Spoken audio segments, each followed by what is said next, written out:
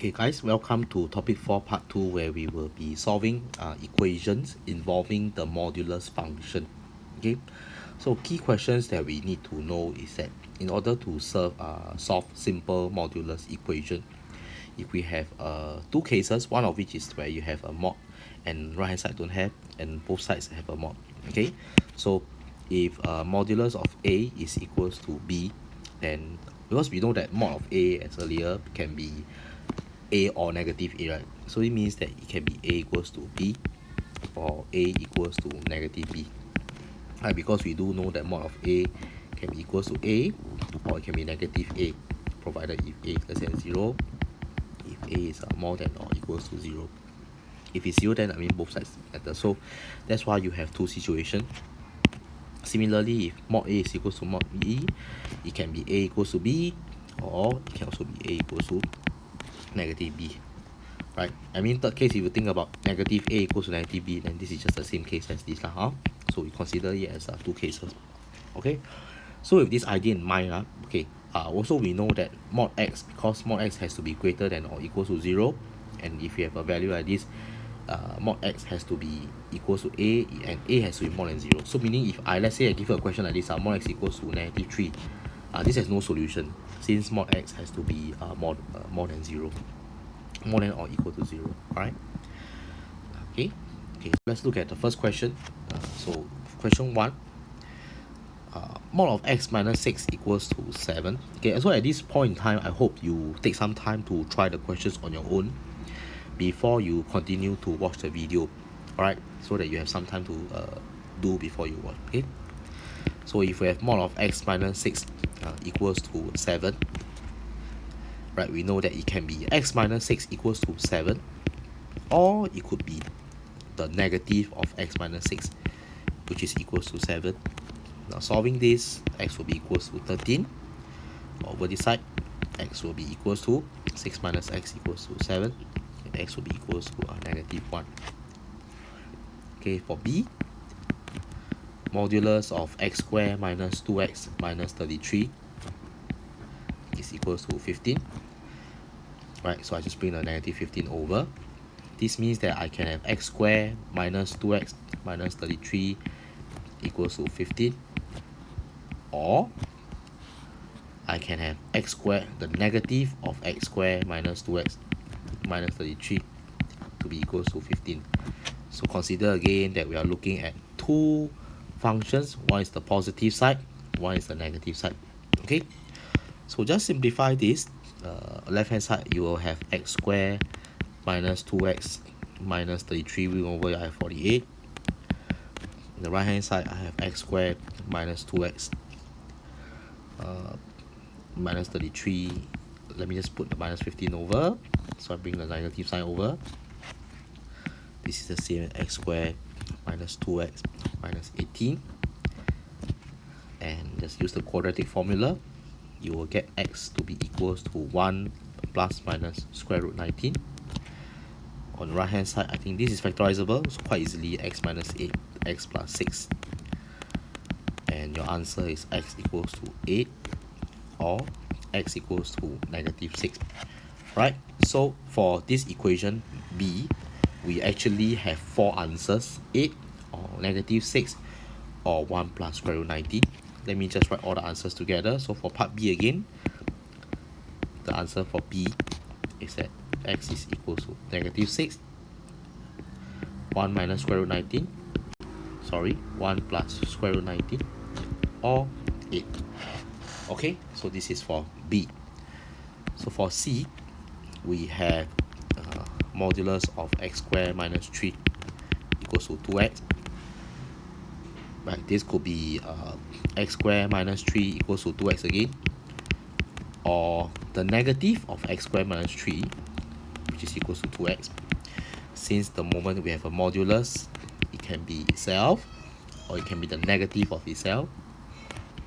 Now just simplify this equation. I have x squared minus 2x minus 3 equals to 0, or negative of x squared plus 3 equals to 2x. This is the same as negative minus 2x minus 3 plus 3 equal to 0. or x squared plus 2x minus 3 equals to 0. Right, so solve the right hand side, you will get x equals to minus 1 or 3. Solve the left hand side, you will get x equals to 1 or minus 3. Okay, but this question is a bit special. Okay, so remember, we are unable, we need to consider the limitations of the modulus function. So the fact is that if you have a modulus of x squared minus 3 equals to 2x, right, you do know that the right hand side has to be positive since it's equated to a modulus function. What does this tell you? This tells you that, okay, number one, you will need to reject negative 3 and negative 1. Okay, so these two answers will not be taken since they are negative, and over here you can see that since it's equals to a modulus function, x cannot be negative. So the answers that we will take for C will be basically x equals to 1 or 3. Okay, now for D, let's look at D. So D is even more straightforward. Mod of x plus 1 equals to minus 3. Now just look at the question itself. You see, mod of x plus 1, this itself is a modulus function. It has to equate that equals to 0. If I equate to minus 3 straight away, there's not even an answer. So there are no solutions at all. So conclusion is there are no solutions, because since mod of x plus 1 is greater than equals to 0 for all values of x. Okay, right, so this is for question 2.1. So let's take a look at question 2. Okay, okay, so over on this side, I'm looking at question 2.2. I'm supposed to solve x squared minus 2 mod x. So even though this looks very complicated, it's like, wow, here got mod, here don't have. You do know that actually, right, if you mod of x squared is positive, and it is actually the same as, whether is it x or negative x, it's actually the same as x squared. So this is the idea that I'm using. Okay, so basically what I can say is I can also say that this can be the same as mod of x squared, and I'm going to treat it as though x squared is just mod of x squared. Alright, since there's really no difference between the two of them, they are equal. Right, so if this looks very confusing, well, let's just use a sub. Let mod x be y, and I can show you that, well, I mean, we are just solving a very humble and sincere quadratic equation. Sorry, let me start the 10. Alright, simplify this. Y squared minus 2y minus 35 equals to 0. Right, you will get that y equals to 7 or y equals to minus 5, meaning mod x equals to 7 or mod x equals to minus 5. Right, but take a careful look, and you know that mod x cannot be negative 5 since mod x is a positive absolute value function, right? So straight away this one we will reject. Okay, because mod x is greater than equal to 0, and over here x is just equals to plus minus 7. So plus minus 7, this is the answer for part A. Okay, x is equals to plus minus 7. Right, so for B, let's look at B. So for B itself, we are supposed to solve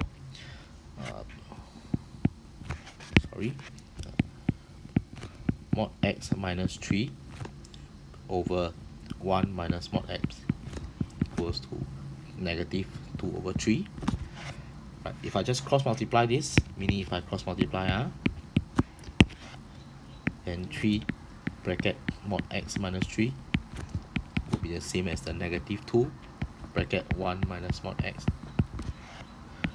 So 3 mod x minus 9 equals to negative 2 plus 2 mod x. Right, so treat this as like algebra. So I mean, you have 11, sorry, not 11, 7.